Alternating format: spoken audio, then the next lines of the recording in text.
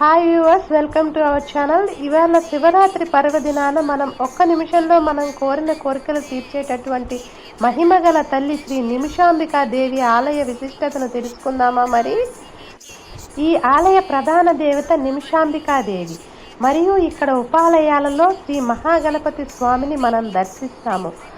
ఆ తరువాత శివరాత్రి పర్వదినాన చూసినంత మాత్రాన్నే మనం కోరిన కోరికలు తీర్చే పరమేశ్వరుని దర్శిద్దామా? మరి ఇప్పుడు సీతారాములను మరియు సాయిబాబా దత్తాత్రేయ స్వామి వారిని దర్శించాక సుబ్రహ్మణ్య స్వామిని మరియు ఆంజనేయ స్వామిని దర్శిద్దాము.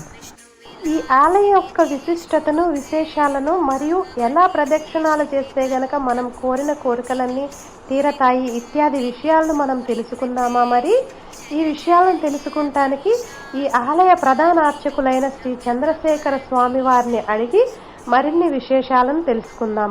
స్వామి, ఈ ఆలయ విశిష్టతను చెప్తారా? దేవుళ్ళందరికీ కూడా అమ్మవారి యొక్క అనుగ్రహం కలిగి అందరం కూడా సుఖశాంతులతో ఉండాలని కోరుకుంటున్నాము. నిమిషాంబికాదేవి భాగ్యనగరంలో భాగ్యాలను ఒసగేటువంటి దేవతగా ఆవిర్భవించింది. 2006లో ప్రతిష్ఠ చేశారు. అమ్మవారు ఆగ్నేయ భాగంలో ఉత్తరాభిముఖంగా ప్రతిష్ఠించబడము, నైరుతి భాగంలో మహాగణపతి ఉండడము ఇక్కడ విశేషించి ఫలితాన్ని ఇస్తున్నారు. నిమిషంలో కోరిక కోరుకొని 16 ప్రదక్షిణాలు చేయాలి, కోరిక నెరవేరితే 108 ప్రదక్షిణాలు చేయాలి అనేటువంటి నానుడి. అంటే ప్రదక్షిణాలు చేస్తే విశేష ఫలితం.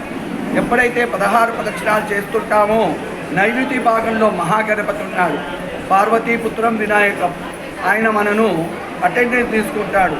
ఓహో, వీళ్ళంతా అంత దూరం నుంచి వచ్చారు, వీళ్ళకు విఘ్నాలకు అధిపతి నేను అని మన విఘ్నాలన్నీ కూడా తొలగింపచేస్తాడు. కనుక ఆయన సంఖ్యాభావం ఏంటంటే 21 నిమిషాలు కానీ 21 రోజులు కానీ మన యొక్క కోరికలు నెరవేరుతూ ఉన్నాయి.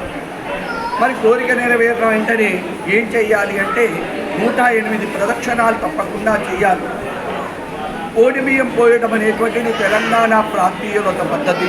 తెలంగాణ ప్రాంతంలో ఓడి బియ్యం పోయడం అలవాటు. లలిత కృష్ణ స్కంద ఛానల్ ద్వారా మీ అందరికీ విన్నవించుకునేది ఏంటంటే ఛానల్ వాళ్ళకి మీరు మీ యొక్క అనుగ్రహాన్ని ఇవ్వండి. శుభం విజయోస్తు, అఖండ విజయం. ఈ వీడియో మీకు నచ్చినట్లయితే గనక లైక్, షేర్ అండ్ సబ్స్క్రైబ్ చేయండి. మరిన్ని వీడియోల కోసం సబ్స్క్రైబ్ చేసుకోండి. Thank you.